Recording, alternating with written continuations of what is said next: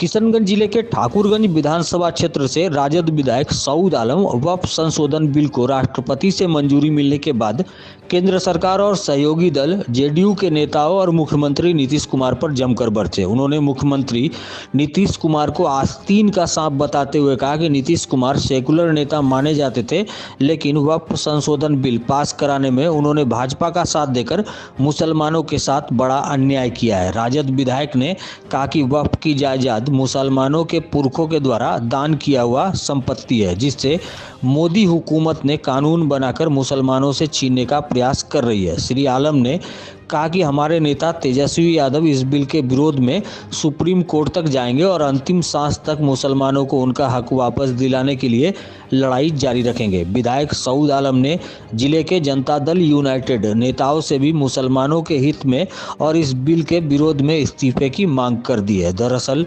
आज राजद विधायक सऊद आलम ने अपने गृह क्षेत्र स्थित तालीमाबाद टप्पू में ईद मिलन समारोह का आयोजन किया था। इस आयोजन में राजद के अलावे अन्य राजनीतिक दलों के नेता, कार्यकर्ता, सामाजिक संगठनों के कार्यकर्ता सहित ठाकुरगंज दिगल बैंक प्रखंड से हजारों लोग उपस्थित हुए, जहां उन्होंने पत्रकारों से बात करते हुए जनता दल यूनाइटेड नेताओं को भी कटघरे में खड़ा कर दिया है। सेकुलर मुल्क, सारे मजहब के लोग इसमें बसते हैं, तो हम सेकुलरिज्म पर बात करें, ना कि किसी एक की तरफ हम जाएं, जाति धर्म पर जाएं।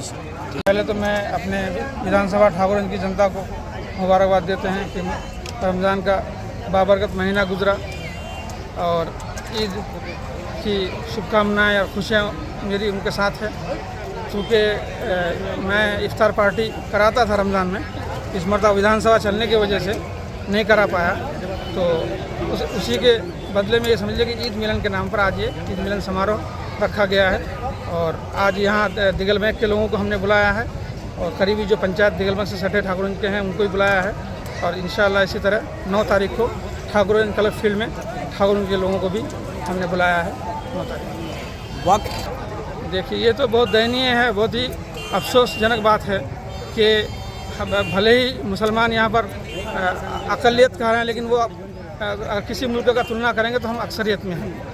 जितनी बड़ी हमारी 25 से 30 करोड़ की जो आबादी है, किसी दुनिया के किसी मुल्क की आबादी इतनी बड़ी नहीं है और सब मुल्कों की आबादी नहीं है। और ये तो हमारी चीज़ है, मुसलमानों ने, हमारे बाप दादाओं ने ये वक्फ किया है अल्लाह के नाम पर। ये उन लोगों के लिए वक्फ किया गया जो हमारे गरीब तबका के लोग हैं, मजदूर तबका के लोग हैं, जो कमज़ोर हैं, निहत्ते हैं, उनके लिए वक्फ किया गया। और ये वक्फ आज नहीं, क़यामत तक ये रहेगा। लेकिन ये बदकिस्मती है कि बीजेपी के साथ, RSS के साथ नीतीश कुमार जी भी शामिल हो गए। उनसे ये उम्मीद की जाती थी कि वो सेकुलर कहलाते थे, लेकिन आज वो ये समझ लीजिए कि वो आस्तीन का सांप निकले।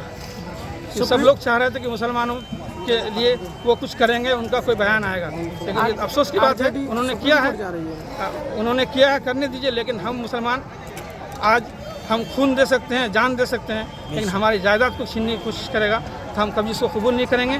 उसके लिए आखिरी दम तक हम लोग लड़ेंगे और सुप्रीम कोर्ट जाएंगे। सुप्रीम कोर्ट में कई केस दायर भी हुए हैं, इसके लिए जो भी करना पड़े हम लोग तैयार हैं, लेकिन इसको यूं ही हम जाने RSS के हाथों में नहीं देंगे। आज जा रही है, चूँकि तेजस्वी जी का हमारी पार्टी के जो नेता तेजस्वी यादव ने बयान दिया है कि सत्ता में आए या ना आए हमें इसकी परवाह नहीं, लेकिन मुसलमानों की ये जो जायदाद वक्फ की है, हम इसके लिए आखिर तक लड़ेंगे और इसको उनको होने नहीं देंगे। लेकिन मुंगरी लाल की कहानी आपने सुनी होगी, लॉलीपॉप देने के लिए बहुत सारे आदमी हैं। अगर यही उनको इतनी फिक्र है तो इससे कहीं ज़्यादा ज़मीन हिंदू एक्ट में, हिंदू तंजीमों के पास है, हिंदू के पास है। अगर हिंदुओं की तंजीमों में और मंदिरों में जितना सोना है, अगर वो वहाँ से इसको हासिल करके कर दें तो ऐसा हिंदुस्तान 10 हिंदुस्तान चलेगा। यहाँ की सारी गरीबी मिट जाएगी, यहाँ जितने बेरोजगार हैं सब रोज़गार हो जाएंगे।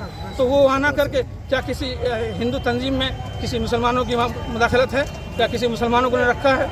अब ये कलेक्टर को ला रहे हैं, ये DM को ला रहे हैं। DM का मतलब आप समझ रहे हैं, वो सीधे CO को कहेगा ज़मीन का निरीक्षण कीजिए, वहाँ से क्या रिपोर्ट आएगी? आज हम लोग यहाँ सब खड़े हैं, अपनी ज़मीनों के बारे में, जो हमारी ज़मीन है उसमें हस्तक्षेप हो रहा है, उसमें इससे इधर से उधर खिसका दिया जा रहा है। तो इसमें आपको ये उम्मीद है, ये बेकार की बात है, ये ज़बानी बात उनकी है, ये ज़बान से वो बोल रहे हैं, लेकिन सच्चाई यही है कि वो यहाँ छीनकर हमारे कब्रिस्तानों को, हमारी मस्जिदों को, हमारे दरगाहों को, हमारी विरासत को वो छीनकर, वो जो चंद लोग उनके जो 2 साथी हैं उनको बेचेंगे। वो यही काम। अगर आमदनी आपको नज़र आ रही है कि कम है या नहीं हो रहा तो आप उस पर संशोधन करते कि आखिर ये पैसा आ रहा है, जा कहाँ रहा है या कितना आ रहा है। लेकिन आप वो काम जो अच्छा काम करने का वो तो नहीं कर रहे हैं, आप सीधे अपने हवाले इसको करना चाह रहे हैं, तो ये तो कोई उचित बात नहीं हुई ना। भाई मैं उन लोगों से यही उम्मीद कर सकता हूँ, यही मैं कह सकता हूँ कि आप एक मुस्लिम होने के नाते आपको फ़िलहाल तो पार्टी छोड़ देनी चाहिए। आपको अपनी कौम के साथ खड़ा रहना होगा, खड़ा होना चाहिए। आज का तकाजा यही है, आज की ज़रूरत यही है। नहीं, कोई चुनावी मुद्दा नहीं है। अब उनका क्या मकसद है नहीं है, लेकिन हमारे लिए चुनावी मुद्दा नहीं है। अगर वो उन्होंने चुनावी मुद्दा बना दिया है तो वो अलग बात है।